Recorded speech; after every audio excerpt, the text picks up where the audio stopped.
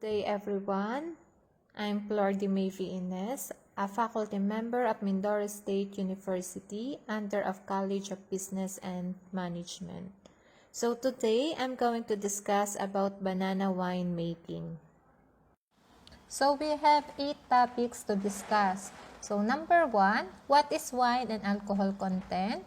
Second, health benefits from wine. Then third, materials needed for wine making. Fourth, steps in wine making. Fifth, common problems encountered in wine production. Sixth, challenges to local wine manufacturers. 7, opportunities to wine manufacturers. And last is how to make banana wine. Ano nga ba ang wine? So, ang wine, it is a product made by normal alcoholic fermentation of juice from sound, ripe fruits. So, karaniwan, ang mapapansin natin na ang wine ay yari sa grapes na kung saan nag-undergo ng fermentation process. Pero meron tayong mga tropical fruit wines na kung saan ito ay yari sa ibang prutas. Katulad ng mga strawberry wine, banana wine, mango wine, bignay wine. So, sa market, kadalasan makikita natin na mga sample ng wine. Nandiyan ng mga Novellino, Carlo Rossi, Santa Carolina, Vino Fontana, at iba pang mga wine. So, ano naman ang wine alcohol content? Karaniwan, ang wine ay mayroong 11 to 13 alcohol by volume. But not all wines are created equal. So, the same goes for the amount poured whether it is at restaurant or at home with friends. So, white wine generally is on average 10% alcohol by volume. However, it can range from as little as 5% to as much 13%. So next, we have types of alcohol and alcohol content. So may dalawang klaseng uri ng alcohol.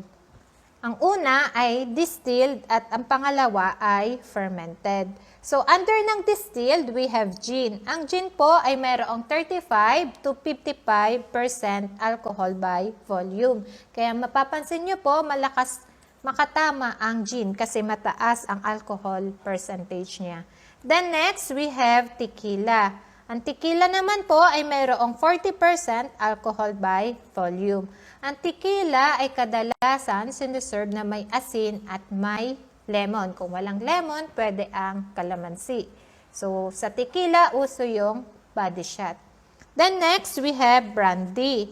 Ang brandy, katulad ng tequila, mayroong 40% alcohol by volume. So, ano po ba ang mga sample ng brandy? So, pwede pong Hennessy, yung mga Remy Martin. Dito din po yung sample niya ay yung mga Alfonso, Emperador. Ayan. Then next, we have vermouth. So, ano ba yung vermouth? Ito po yung mga wine-based drinks flavored with herbs and spices. Kadalasan po, kinukonsume ito as aperitifs. So, ano ba yung aperitifs? So, ito yung nag-i-stimulate ng ating appetite. Kung sa pagkain, ito po yung appetizer. Then next, we have whiskey. 40% to 50% alcohol by volume. So, ano ba mga sample ng whiskey? So, we have Jack Daniels, mga Chivas Regal, mga Johnny Walker, o ito yung mga black label, mga red label. And then next, we have vodka, 40% alcohol by volume. Then, we also have Everclear.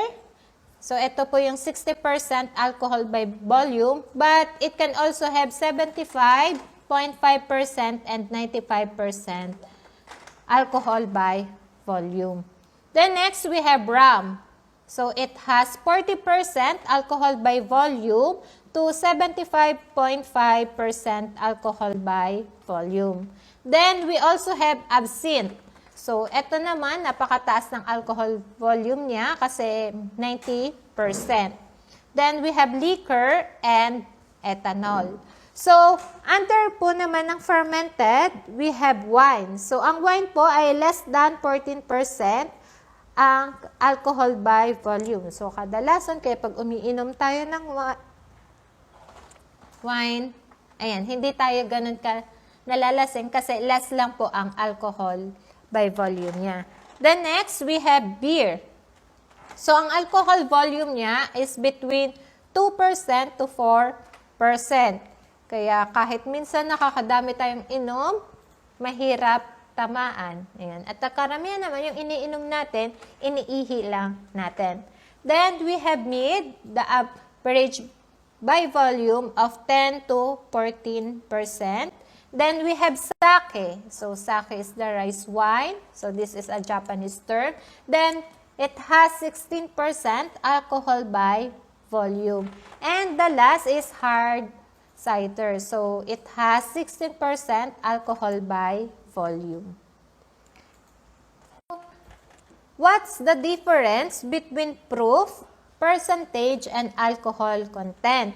So the proof of an alcohol is twice the alcohol content, which is the same as the percentage. So halimbawa, pag meron tayong 40%, ang proof po ng alcohol na yon is 80%. Kasi ang proof daw po ay twice ng percentage. So, ano nga ba yung ABV or yung alcohol by volume? So, ito yung common measure of how much alcohol is in given volume of an alcoholic drink. So, ano nga ba ang mga health benefits na makukuha natin sa wine? So, una, wine can help wipe outs. So, ang wine kasi, it can help wipe bacteria that are responsible for food-related stomach problems out. So, ang wine nakakatulong para i-digest natin ang mga pagkain. Then next, wine protects against heart disease.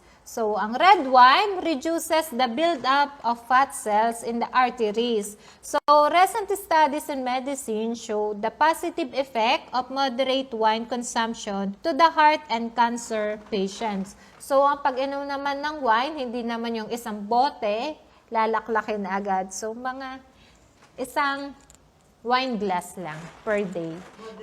Moderate lang ang pag-inom.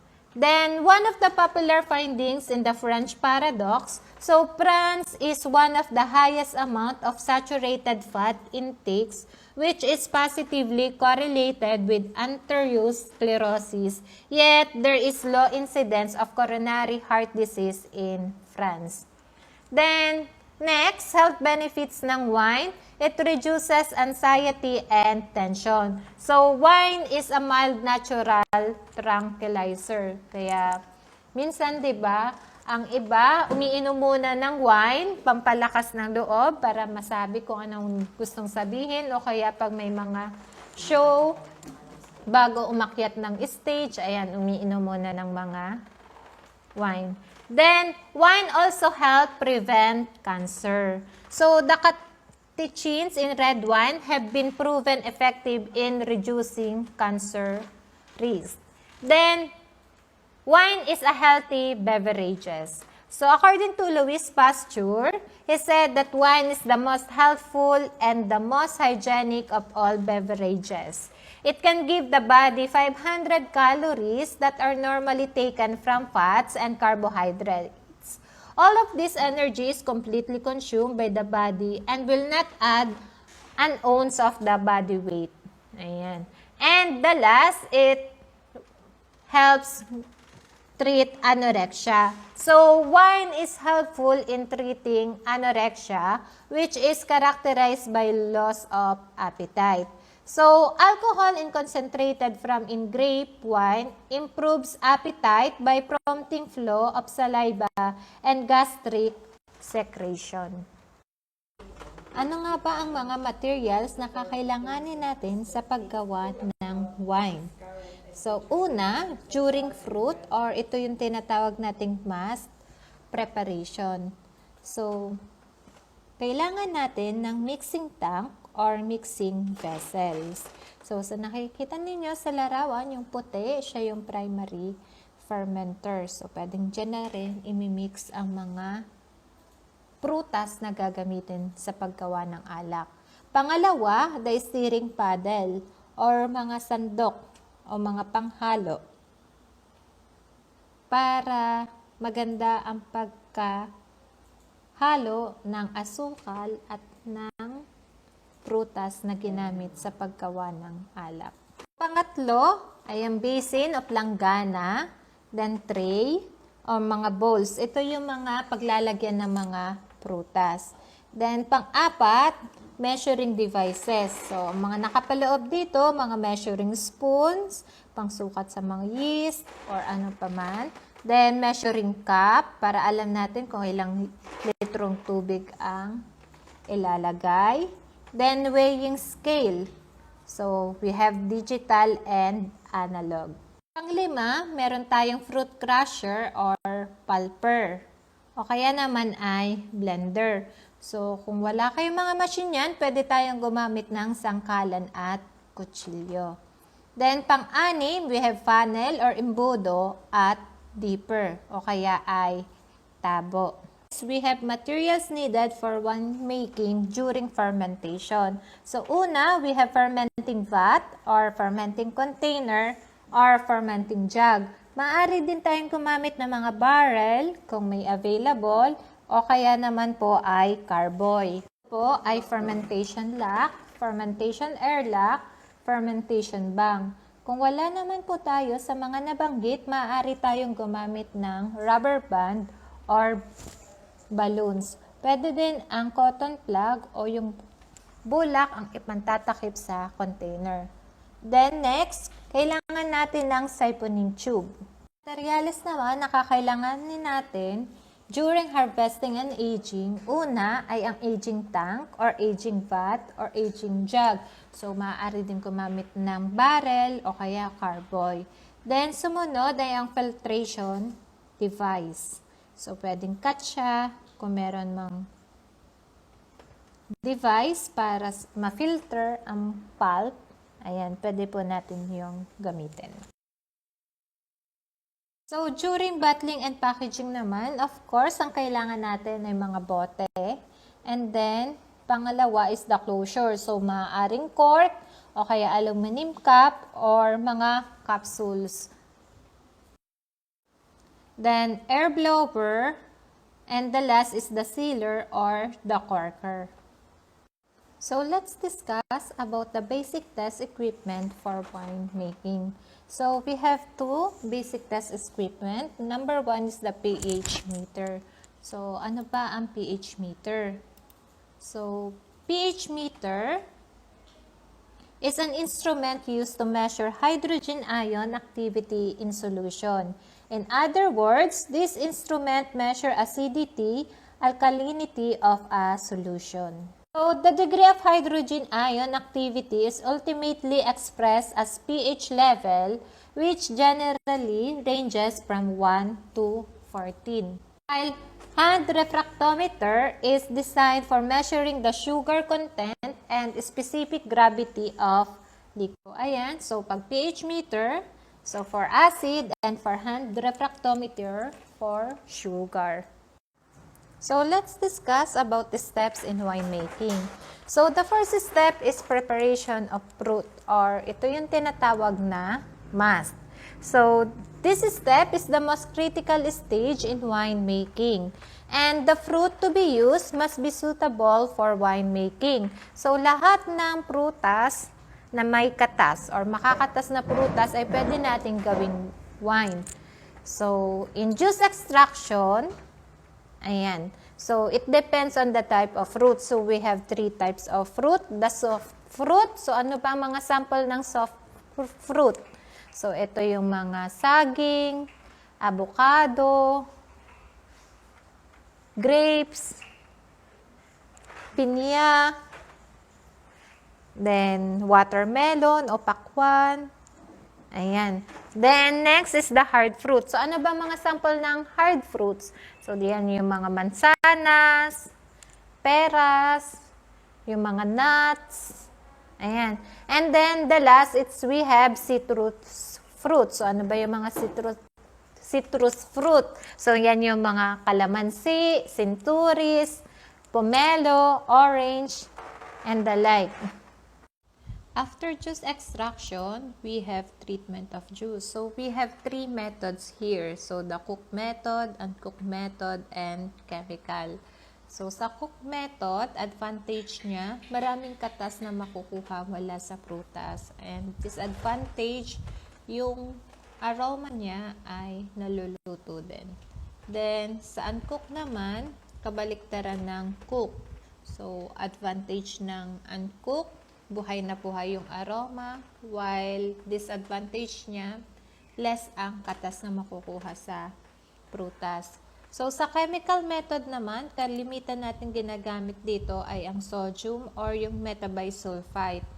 So, advantage niya ay natutulong na ma-preserve yung vitamin C at the same time na-prevent niya yung pagpula ng mast.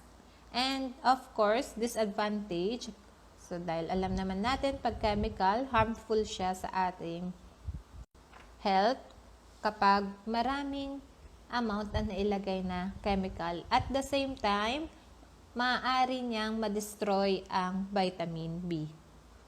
Tapos ng treatment of juice, kailangan nating i-adjust ang acid and sugar content.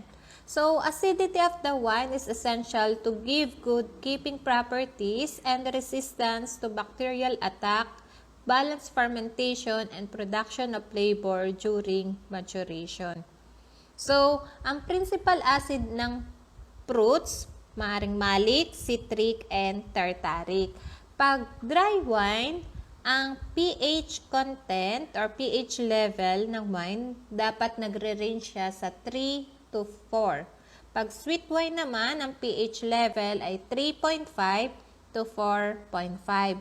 So, ang acidity ng prutas ay depende sa variety, sa type, at saka sa kung hilaw ba or hinog or sa degree of ripeness.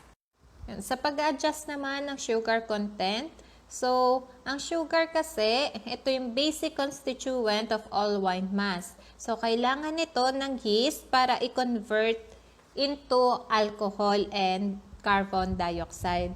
So, karaniwang ginagamit na asukal ay granulated sugar or refined sugar. So, kapag dry wine, kailangan ang sugar content o ang brix niya ay 20%. Then, sa sweet wine ay 25%. So, the second steps in winemaking is fermentation. So, we have pulp fermentation and juice fermentation. Kapag production ng red wines, pulp fermentation yon. At kapag white wines naman, normally, ito ay juice fermentation. The third step is harvesting and aging. So, after ng fermentation, i-harvest na natin yung wine. And then, i-age natin kung kailan natin gusto. So, kung gaano katagal. So, pwedeng 2 months, 3 months, 1 year. So, alam na natin sa wine, pagtagal ay pagsarap. Then, next step, so kung alam mo na kung gaano katagal ang gusto mo sa wine, after nun, ibobote na natin. So, the fourth step is bottling. About the common problems encountered in wine production. So, number 1 problem is seasonality of raw materials. So, alam naman natin, mga prutas ay may kanya-kanyang season. So, kahit mga prutas na mga year-round, meron pa ring season na hitik sila sa bunga. So, like ng kalamansi, year-round naman siya, pero may months talaga na napakaraming bunga ng kalamansi. So, sa iba namang prutas, talaga namang pag-season lang nagkakaroon. So, like ng mga rambutan, lansones, ayan. The next, inconsistent quality of products. So, sa paggawa kasi ng wine, maraming factors sa mga nakakaapekto. So, isang factors ay ang weather. So, mas maganda ang quality ng wine kapag mas malamig kumpara sa mainit ang panahon. Then next is limited supply of wine bottles, seals, or closures. So, isa talaga itong problems na may encounter sa paggawa ng wine kasi pricey or mahal ang presyo ng mga bote. At medyo mahirap umorder ng bote. And of course, pag o-order ka naman ng mga isang kahon lang, medyo mahal naman ang shipping fee. Then next, lack the proper quality control. So, sa paggawa ng wine, para maayos ang quality, dapat meron kang mga equipment. So, medyo pricey din naman ang equipment. So, like ng pH meter and hand refractometer. Then next and the last is the lack of the technical know-how. So, ang paggawa kasi ng wine, hindi lang siya katulad ng na-search sa YouTube kung paano. Ayan, so, kailangan may mga research din about sa wine kasi iba't ibang gamit ng prutas, iba't iba din ang level content ng pH and ng sugar. So, kailangan talaga mag-research kung paano ba talaga gumawa ng wine. So, kailangan din ng proper handling. Ayan, so dapat malinis lahat ng gagamitin. That's about the challenges to local wine manufacturers. So, first challenge is production of consistent quality products. So, nabanggit ko kanina, ang isa sa mga factor ay ang weather. So, mahirap naman siyang kontrolin unless kung bibili tayo ng aircon para makontrol ang temperature. The next challenge is globally competitive product presentation. So, mahirap naman makipag-compete sa mga nag-e-exist na sa market. So, yung mga packaging, label, and closure pa lang ay pak na sa mga nasa market. So, mahirap para sa mga nagsisimula pa lang gumawa ng wine. Then next challenge is creation of innovative products. So, in winemaking, kailangan talaga ng mga market research para maayos or ma-innovate pa natin ang wine. And the last is utilization of byproducts from wine processing. So, yung mga waste natin sa wine, hindi masyadong na-manage. Opportunities to wine manufacturers. So, first opportunity is utilization of indigenous fruits, especially underutilized or minor fruits. So, maganda ang wine processing para ma-utilize natin ang fruits. So, especially, tayo dito sa Mindoro, alam natin, kapag may bagyo, walang biyahe ang barko. So, paano na lang kung kunyari ang saging nahinog na dahil na-delayed ang biyahe, hindi lang ilang kilo yung may hinog, kundi daang kilo. So, paano natin i-utilize yun? So, marami namang pwedeng gawin sa saging, like, kunyari, sa lakatan, pwede tayong gumawa ng banana bread, pero kung daang kilo naman, mahirap siyang i-utilize. So, ang wine, magandang option para magamit natin yung saging. Then next, chance to showcase tropical fruit wines in market for variety of choices. So, maganda din naman na pagpupunta ang ibang tao dito sa lugar natin, meron tayong maipapakita na tropical fruit wine. So, kunyari, kalamansi, sikat ang Mindoro. Dahil sa kalamansi, meron tayong mapapainom na kalamansi wine. So, ang Victoria, fruit of basket. So, kung tayo marunong gumawa ng wine, magkakaroon tayo ng iba't ibang klase ng wine. So, pwedeng mula sa saging, sa rambutan, sa durian. Ayan. Then, next opportunity is to establishment of wine processing plant in areas, regions where raw materials are accessible. So, from establishing of wine processing, syempre, magkakaroon tayo ng product na wine and of course, it will create employment. And then next, And the last opportunities is limit importation of alcoholic beverages. So, syempre, pag meron tayong wine, let's support local market or local product. Talakayin naman natin ang mga benepisyo ng saging. So, ang saging ay maraming taglay na nutrients. So, ang saging daw kasi ay kilalang good source of fiber at antioxidant. So, siksik din ito ng vitamins at minerals na kailangan ng ating katawan. Sabi nila, ang isang medium size ng saging o 118 grams ay nagtataglay ng potassium, vitamin B6, vitamin C, magnesium, copper, manganese, net carbs, fiber, protein, fat. At nagtataglay din ito ng 105 calories at binubuo ng tubig at carbs. So, sunod, ang saging daw ay tumutulong mag-moderate ng blood sugar levels. So, ang hinog na saging ay mayaman sa isang uri ng fiber na kung tawagin ay pectin. Samantalang, ang mga hilaw na saging naman ay nagtataglay ng resistant starch na umaaktong soluble fiber.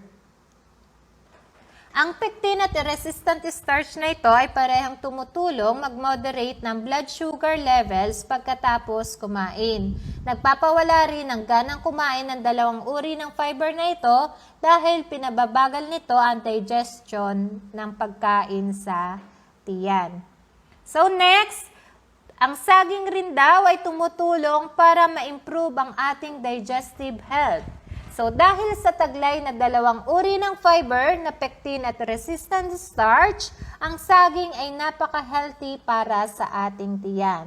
So, ang resistant starch ay hindi na dumadaan sa digestion at dumediretso sa ating large intestine na kung saan nagsisilbi itong pagkain ng mga good bacteria sa loob ng ating tiyan. Samantalang, ang pectin naman ayon sa pag-aaral ay prinoprotektahan ng ating tiyan mula sa colon cancer.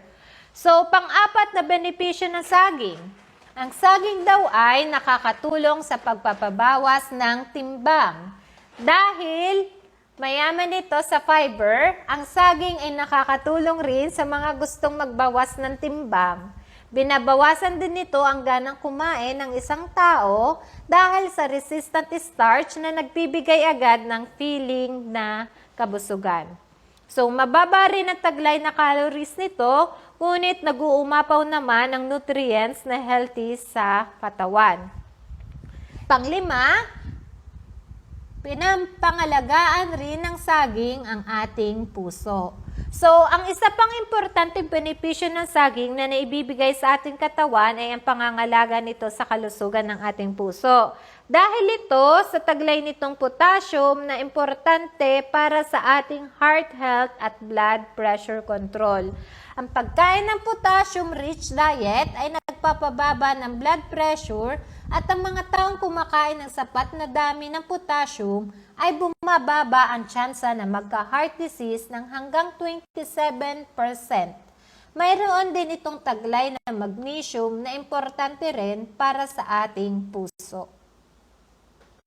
Ang isa pang benepisyo ng saging ay nagtataglay ng maraming uri ng potent antioxidant, kabilang na ang dopamine at catechins.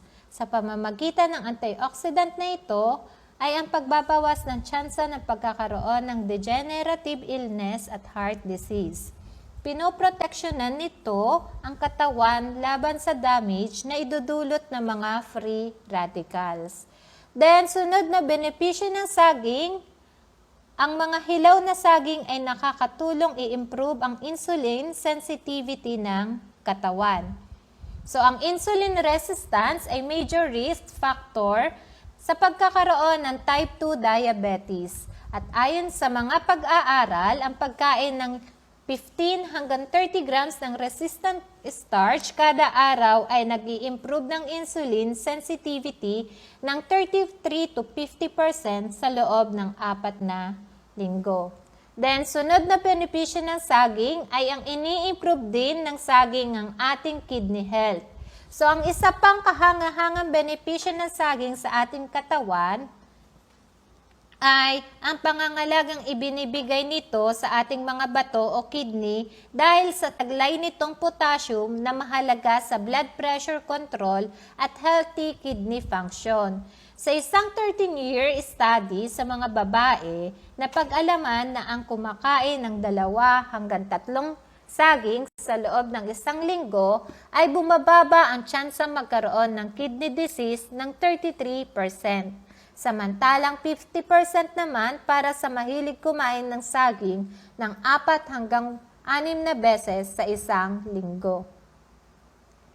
Then, sunod na benepisyo ng saging ay nakakatulong rin sa pag-maintain ng fitness ng katawan at pag-exercise.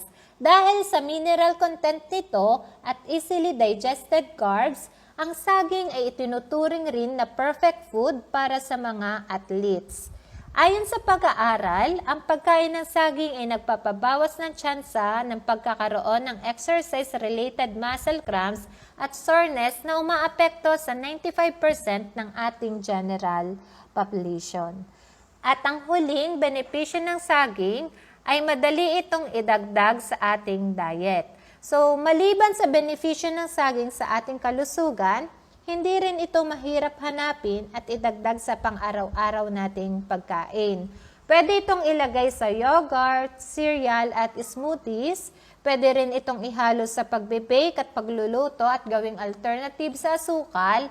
At higit sa lahat, protektado ito mula sa pesticides o kahit anong pollutants dahil sa makapal na balat nito. Napakarami nga ng benepisyo ng saging sa atin, kaya naman, para mapanatiling healthy ang ating katawan, ay ugaliing kumain ng saging at isama ito sa ating regular diet para makaiwas sa mga sakit. Sunod naman natin talakayin ay ang paggawa ng alak mula sa saging. Narito ang mga sangkap sa paggawa ng alak mula sa saging. Una natin kailangan, of course, hinog na saging. Then, malinis na tubig, asukal, at yeast. Gumawa ng alak, dapat sterilize ang mga materyales na gagamitin. Ang pag-sterilize ng mga gagamiting materyales sa paggawa ng alak ay napakahalaga sapagkat may iwasan nito ang pagkontamina ng alak. Makikita sa table ang sanitation using chlorine o yung sunrox. For hand washing, kailangan natin ng 0.38 to 0.57 ml. Para naman sa foot bath, kailangan natin ng 4.76 to 5.71 ml ng sunrox kada litro.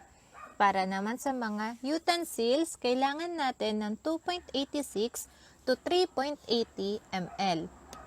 Para naman sa mga pagkain, 0.19 to 0.38 ml or 1 to 3 drops ng sunrox. Para naman sa sahig, kailangan natin ng 16 to 20 ml. Para naman sa glass materials, kailangan natin ng 1.9 ml or 19 drops ng sunrox. At para naman sa stainless at concrete surfaces, kailangan natin ng 4 ml. At para naman sa wood grates, kailangan natin ng 16 ml ng sunrox kada litro. Paraan ng paghahanda ng saging. Una, balatan ng saging at ilagay sa tray.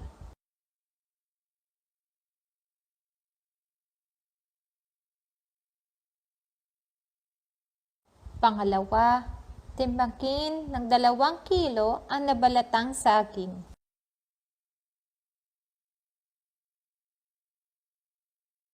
Pangatlo, hiwain ng maninipis ang saging.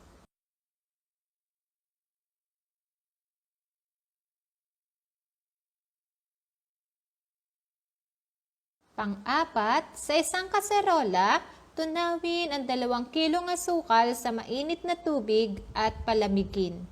At pang-5, pagsamasamahin sa isang malaking lalagyan ang tubig, tinadtad na saging, at tinunaw na asukal.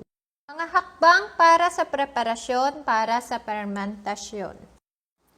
Ang pinagsama-samang tinadtad na saging, tinunaw na asukal at tubig ay tinatawag na mast.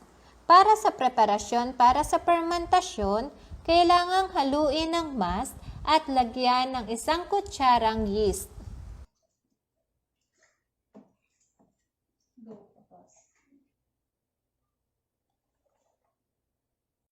Takluban nito at lagyan ng palatandaan kung kailan ginawa ang mast.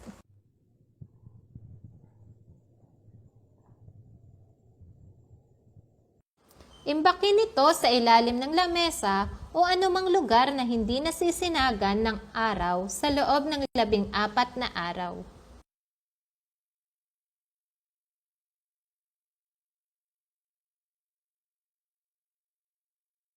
Ganito ang magiging resulta pagkalipas ng 14 na araw.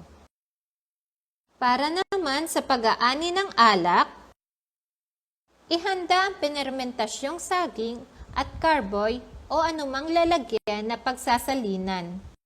Ilagay ang dulo ng siphoning tube sa loob ng container na may alak at iwasang magalaw ang mga latak.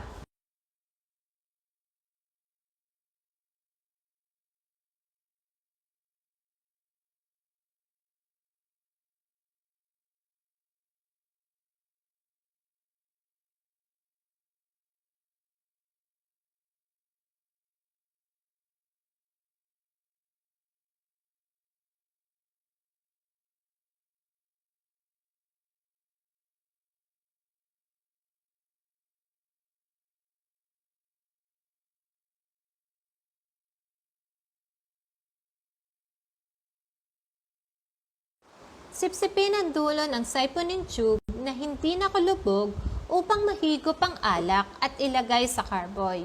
Hayaang dumaloy ang alak sa siphoning tube hanggang malipat ang alak sa carboy. Takpan ng carboy gamit ang airlock at ilagay sa cabinet o lugar na hindi nasisinagan ng araw sa loob ng 2 buwan. Naman ang mga hakbang sa paghihinto ng fermentasyon ng alak o ito yung tinatawag na pasteurization. Una, ihanda ang mga materyales na gagamitin. Pangalawa, magpakulo ng tubig sa isang kaserola at ilagay ang mga boteng may alak. Pangatlo, hayaang kumulo ng 30 minuto bago hanguin. Pang-apat, palamigin ang alak at salain sa pamamagitan ng imbudo na may bulak. Pang-5, maaari na itong ilagay sa malinis na bote at ang huli, takpan at lagyan ng label. Ang finished product ng banana wine. Maraming salamat po sa inyong pakikinig. God bless!